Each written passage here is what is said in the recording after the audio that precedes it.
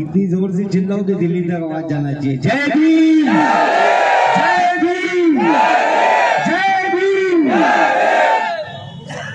आज यहाँ सोलापुर शहर में ऑल इंडिया मजलिस इत्तेहाद मुस्लिमीन की तरफ से परम पूज्य डॉक्टर बाबा साहेब अम्बेडकर, जिन्होंने इस देश को ऐसी चीज दी जो मैं समझता हूँ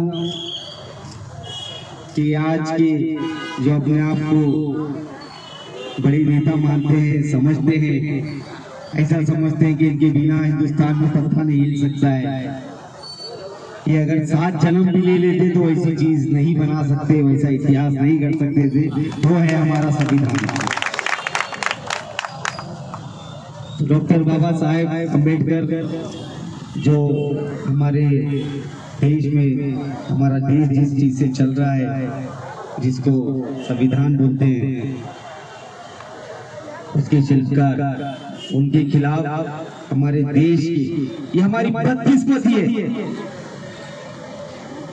कि हमारे ऊपर हम लोग को बोलना पड़ रहा है कि हमारे देश की गृह मंत्री है। ये हमारा दुर्भाग्य है कि हमारे सरों पर ऐसी सरकार मुसल्लत है। आज तो आज उन्होंने जो राज्यसभा में जो स्टेटमेंट दिए, जो भाषण दिए, और जिस तरीके से उन्होंने भीम का नाम लेने वालों को, अम्बेडकर का नाम लेने वालों को जलील किया एक किस्म से, उसका निषेध करने के लिए आज सोलापुर शहर में ऑल इंडिया मजलिस इत्तेहाद मुस्लिमीन की पूरी टीम, हमारे मुस्लिम दलित भाई, हमारी पार्टी के तमाम नगर सेवक, नगर सेविकाएं, कार्यकर्ता, पोस्ट होल्डर्स, मेरे नौजवान भाई, सब यहाँ पर हम लोग उसका निषेध करने के लिए जमा हुए। और उसी के साथ साथ जो हाल के दिनों में भीड़ और परभनी में जो वाकयात हुए, जो ये अंधा कानून, गुंडा राज चल रहा है, उसका निषेध करने के लिए भी हम लोग यहाँ जमा हुए हैं। अब हमारे तमाम पार्टी के जितने भी वक्ता लोग थे, उन्होंने सब अपने अपने ख्यालात पेश किए, सब बता दिए कि क्या होना चाहिए, क्या नहीं होना चाहिए। हमारे शौकत भाई बोले फैशन करने के वास्ते ये देखो जय भीम, हमारे सीनों में जय भीम है। अरे फैशन अच्छी चीज का होता है। तुम लोग अगर कुछ काम किए होते तो तुम्हारी पार्टी के लोग तुम्हारा अमित शाह और मोदी करके लेके आते, लेकिन ये डॉक्टर बाबा साहेब अम्बेडकर है कि जिन्होंने ऐसा काम किए जिसकी वजह से आज भी हमारे सिर्फ कपड़ों पर नहीं, हमारे दिलों में डॉक्टर बाबा साहेब अम्बेडकर बस रहे। मैं तो ये समझता हूँ कि इंसान को जिंदा रहने के लिए जैसे ऑक्सीजन की जरूरत होती है, बगैर ऑक्सीजन के हम सब जिंदा रह सकते हैं क्या? बहुत हुआ 2 मिनट, 3 मिनट, 5 मिनट, किसके कितने फेफड़े मजबूत हैं वो हिसाब से हम सांस लेंगे बिना ऑक्सीजन के। बाद में कल में पाक, कल में शहादत। उसी तरीके से अगर एक आम नागरिक, एक आम भारतीय नागरिक को अगर इस देश में रहना है, अगर एक आम नागरिक को अगर इस देश में अपने हक, अपने अधिकार पाना है, तो वो सिर्फ और सिर्फ संविधान की वजह से हम लोग को मिलता है। ये संविधान अगर नहीं होता तो ये जो आम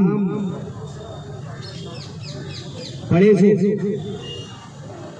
ये जो एक आम नागरिक फारूक शाफी आपके सामने खड़ा हुआ है, उसको इलेक्शन लड़ने का मौका कभी नहीं मिला होता। ये डॉक्टर बाबा साहेब अम्बेडकर की ही देन है, जिसकी वजह से आप में, मुझ में, हम जिसे आम नागरिकों को मौका बराबरी का दिया जाता है ताकि हम हिस्सा बन सके। इनका बस चले तो ये लोग जैसे ईवीएम में घोटाले कर रहे हैं, जैसे संविधान को बदलने की हरकतें कर रहे हैं, जिसकी लाठी उसकी भैंस वाला हिसाब चला रहे हैं, तो ये लोग इलेक्शन ही खत्म कर दिए होते। लेकिन मैं आज डॉक्टर बाबा साहेब अम्बेडकर का इस मंच से, इस आंदोलन के जरिए उनको सही मायने में श्रद्धांजलि देना चाहूंगा कि जिनकी वजह से आज मुस्लिम, दलित ही नहीं, तमाम पिछड़े, आदिवासी, मागासवर्गीय, वंचित और हर समाज के लोगों को एक बराबरी का मौका दिया है। ये बाबा साहेब अम्बेडकर ही है जिनकी वजह से आज दलित समाज को, आज समाज में एक ऐसी इज्जत, एक स्पेशल रिजर्वेशन और उनको बराबरी का मौका दिया गया। ये आज उनके काम ही है जिनकी वजह से आज इतने सालों बाद भी हम डॉक्टर बाबा साहेब अम्बेडकर को याद कर रहे हैं। और ऐसे आदमी के खिलाफ, ऐसी शख्सियत के खिलाफ आप लोग अब शब्द बोलते हो। आप ये बोलते हो कि इतना नाम भगवान का लिए होते तो शायद स्वर्ग मिल गया होता। अरे मैं मेरे दलित भाइयों को जानता हूँ, मैं उनके घरों में गया हूँ। अरे उनके लिए भगवान डॉक्टर बाबा साहेब अम्बेडकर ही है और वो दिन रात उन्हीं का नाम लेते थे। ये आप लोग नहीं समझ सकते। ये मनुवादी सोच रखने वाले ये लोग समझ रहे हैं कि आज इनकी सरकार है,